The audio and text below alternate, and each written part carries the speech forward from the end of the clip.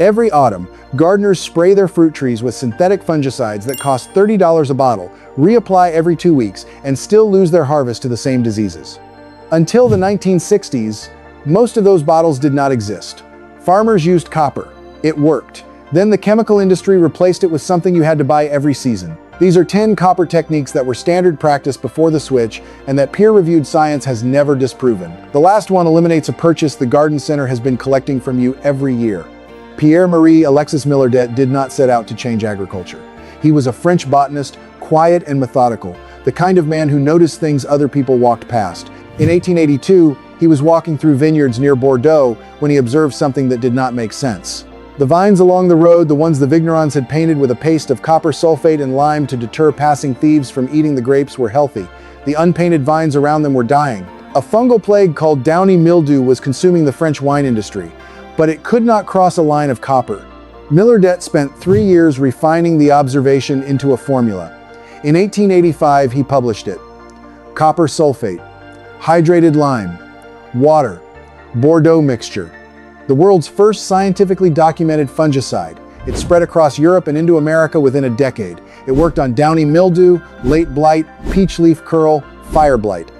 A single dormant spray on a peach tree could prevent an entire season of disease. Then the 1950s arrived, and with them the post-war chemical industry looking for new markets.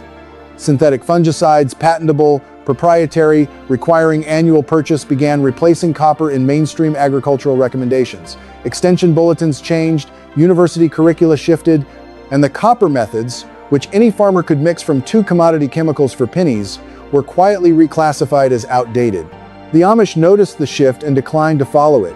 Across farming communities in Ohio, Pennsylvania, and Indiana, copper-based disease management continued not as nostalgia but as practical necessity. Communities without access to or interest in the synthetic chemical supply chain kept using what worked. They kept the copper paste, they kept the dormant sprays, they kept the barriers in the vessels and the mesh, and they kept getting results that their neighbors buying from the garden center could not reliably replicate. The knowledge did not disappear. It was preserved in the communities the industry had decided were too small to sell to. Picture an Amish kitchen garden in late August. No labels on the soil, no colored bottles on the shelf beside the shed. The tomato foliage is dark and clean, not a lesion of early blight, not a curl of septoria. The peach tree at the corner of the fence is loaded, every branch bent with fruit, the skin unmarked by the fungal curl that stripped every leaf from the same variety in the garden across the road. Walk the fence line. A wide band of copper tape circles every post that supports the beam frames. The slugs that devastated the plot across the fence have not crossed it. The soil is not dressed with pellets. There are no pellet casings in the surface. The barrier was installed once in spring and has not been touched. An older man stops at the gate. He has been growing vegetables on this road for 30 years. He asks what was sprayed on the peach tree. He is told nothing was sprayed. A copper paste was applied in December, once before the buds opened. He stands at the gate for a moment longer than feels comfortable. Then he walks back to his car without saying anything. At the edge of the garden, a copper vessel holds the week's stored rainwater. In 16 hours, the copper ions released into that water have killed the waterborne pathogens that cause damping off in seedling trays. The seedlings started in this water are standing. The seedlings started in uncharged water across the county. The ones the gardening guides never mentioned needed protection have already been lost. The technique cost almost nothing to install. The knowledge to install it came from a pamphlet written before the synthetic fungicide industry existed. The copper is not decorative, it is not alternative, it is chemistry. And the scientists who eventually studied it confirmed what the Amish already knew. Copper kills by contact. The moment a copper ion meets the protein membrane of a fungal or bacterial cell, it denatures the enzymes that keep the cell alive. The cell cannot adapt. It cannot develop resistance through a single generation. It dies. Within hours of application, the copper coating is active. Within 24 hours, spore germination on treated surfaces drops to near zero. Within 48 hours, bacterial cells present on the tissue are non-viable. The protection holds until rain or UV degrades the coating, which is why reapplication timing matters as much as initial application.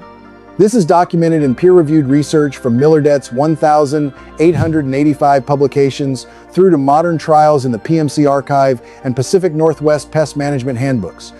Copper is also one of 8 essential plant micronutrients. Chlorophyll formation requires it. Enzyme activation requires it. Photosynthesis requires it. In soils that test deficient, particularly high organic matter soils, peaty soils, and sandy soils, crops show increased disease susceptibility, poor growth, and reduced yield long before any visible deficiency symptom appears. The plant was starving for a mineral the soil lacked, and nobody tested. A plant pathologist at a cooperative extension service in Oregon pulled Bordeaux mixture records from the 1930s and compared the documented disease control results against modern synthetic fungicide trials on the same diseases. The data was nearly identical. She presented the comparison at a regional conference. The session was sparsely attended. The chemical representatives in the room did not stay for questions. And yet the extension bulletins had stopped recommending copper. The technique was not disproven. It was simply left out. Copper has one honest limitation. It accumulates in soil over repeated application. Industrial-scale copper fungicide programs, millions of pounds applied annually to California vineyards alone, raise genuine concerns about soil biology at concentrations far beyond what a home gardener applies. A home gardener applying copper correctly to targeted areas once or twice per season is operating at a scale that peer-reviewed research has not found problematic. The industrial concern is real. It does not apply to a gardener with a paintbrush and a peach tree. The shift did not happen overnight. It happened in university budgets, one funding cycle at a time. In the 1940s and 50s, Bordeaux mixture and copper-based disease management were taught as standard practice in agricultural curricula across America and Europe. The method was not alternative, it was the curriculum. By the 1960s, the post-war chemical industry had identified a more reliable revenue model. Patented synthetic fungicides required no skill to mix, no knowledge of timing or mechanism, and expired every season, requiring repurchase. Copper required neither patent nor purchase beyond 2 commodity chemicals. University research funding followed the money, extension agents were trained on new product lines. The mixing ratios for Bordeaux mixture quietly left the syllabuses. By the turn of the century, 4 corporations had consolidated control over more than 60% of global pesticide and fungicide sales. The process began in the 1970s, accelerated through the 80s and 90s, and by the 2000s, the independent agronomic advice, the kind that once recommended mixing copper sulfate and lime in a bucket, had been replaced by branded product recommendations.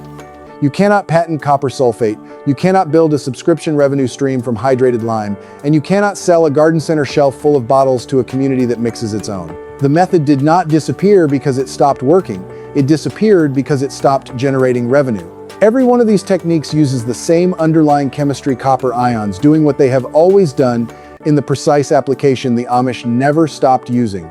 Here are the 10, in order of the problem they solve. The first and oldest technique is Bordeaux mixture. Dissolve copper sulfate in water and combine it with hydrated lime, the exact ratio Miller-Det published in 1885. Contact fungicide effective against downy mildew, late blight, peach leaf curl, apple scab, and citrus canker. Apply before infection, not after. Copper is preventative. It kills spores on contact before they penetrate. It cannot cure disease already established. Spray in early morning, not before rain. The second technique is fixed copper spray for tomatoes. Commercial copper hydroxide or copper octanoate sprays, OMRI listed for organic growing, prevent bacterial spot, bacterial speck, early blight, and septoria leaf spot. Begin applications when conditions favor disease. Cool nights, humid days, rain. Every 7 to 10 days through the season. Stop before fruit colors. The third technique is the copper band slug barrier. A minimum 5 centimeter strip of copper tape around the rim of a raised bed or pot creates an ionic reaction that slugs and snails will not cross. Their slime reacts with copper, producing an unpleasant sensation that turns them back. The tape must be wide, narrow tape fails, no gaps. A single leaf bridge gives the slug a bypass. The fourth technique extends the barrier to fruit trees. A double-width band of copper tape around the trunk prevents slugs and snails from climbing to the fruit and foliage. The trunk is the only access route. Block it and the tree is protected without a single pellet on the ground. Ensure no branches touch the ground or adjacent structures. Slugs will find any alternative route. The fifth technique is copper vessel water charging. Store irrigation water for seedling trays in a copper vessel for 16 to 24 hours before use. Copper ions kill E. coli, salmonella, vibrio, cholerae, and other waterborne pathogens within that window while remaining below WHO safety thresholds. Seedlings vulnerable to damping off started in copper-charged water are meaningfully safer than those started from an uncharged barrel. The sixth technique is dormant copper spray for peach leaf curl. A single application during winter dormancy after leaf drop before bud swell kills the spores of Taphrina deformans before they penetrate opening buds. One spray, correctly timed, prevents the entire disease for the season. Applied after symptoms appear, it does nothing. The window is narrow. The result when the window is met is near total protection. The seventh technique is copper spray for fire blight in apples and pears. Fire blight is bacterial. Erwinia amylivora, and copper is one of the few organic approved treatments with documented bactericidal action. Apply at green tip to early bloom stage. Do not apply late in the season. Copper causes fruit russeting at concentrations required for late season control. The eighth technique is copper hydroxide root pruning inside nursery containers. Coating the interior walls of a pot with copper hydroxide paint stops root tips circling the walls. When tips contact copper, they branch laterally, instead producing a dense, fibrous root system. A 2024 study on citrus trees confirmed the results match air pruning containers. Trees establish significantly faster after transplanting. The ninth technique is copper as a targeted micronutrient. High organic matter, peaty, and sandy soils frequently test deficient. A soil test first. Then copper sulfate or copper chelate at the confirmed deficient rate, not before the test. Excess copper is toxic to plants and soil biology. The 10th technique is copper mesh for rodent exclusion in garden structures. Copper mesh, unlike steel wool, does not rust. Rodents cannot chew through it. Stuffed into gaps and entry points in greenhouses, cold frames, sheds, and compost bins, it maintains its structural integrity outdoors for years without replacement. Mice in a greenhouse eat seeds, damage seedlings, and nest in stored produce. A sealed structure is a protected one. Copper mesh at every gap larger than 2 centimeters is the closest thing to a permanent solution. A market gardener in Lancaster County found a pre-war agricultural extension bulletin in a box of his grandfather's papers. It contained a Bordeaux mixture recipe and a schedule for peach trees. He had lost his peach crop to leaf curl 3 years in a row. He mixed the spray, applied it in December before bud swell, and watched the spring arrive without a single curled leaf. First time in 4 years. His input cost for the entire disease prevention program that season was under $4. A community garden manager in Vermont installed copper tape around every raised bed in the plot in early April. She used double-width tape and sealed every junction with waterproof adhesive. By mid-summer, the slug damage that had plagued the plot every previous season had not appeared. One bed where the tape had been installed incorrectly, a gap at one corner showed damage. Every other bed was clean. The gap told the story more clearly than the clean beds did. A first-year gardener in North Carolina applied copper fungicide spray to her tomatoes in late July, well after early blight had already established on the lower foliage. The disease continued. She concluded the technique did not work. A more experienced grower in the next plot read the label aloud to her. Preventative only. Apply before infection. She started the following season with spray applications in June. The blight did not arrive. The technique had not failed. The timing had. Each result carries the same principle. Copper does not forgive poor timing, but applied correctly, it does not fail. The techniques that Millardet published in 1885 and the Amish communities preserved through a century of synthetic chemistry were not lost to ignorance. They were lost to commerce. The science never changed. The copper ion still denatures the fungal cell wall. The slugs still will not cross the tape. The dormant peach bud is still protected by a coating applied in December. The garden does not care what the chemical industry replaced. It only knows what works. We have a video on a $0 Korean garden trick that can triple your harvest. Click on it and we will see you there.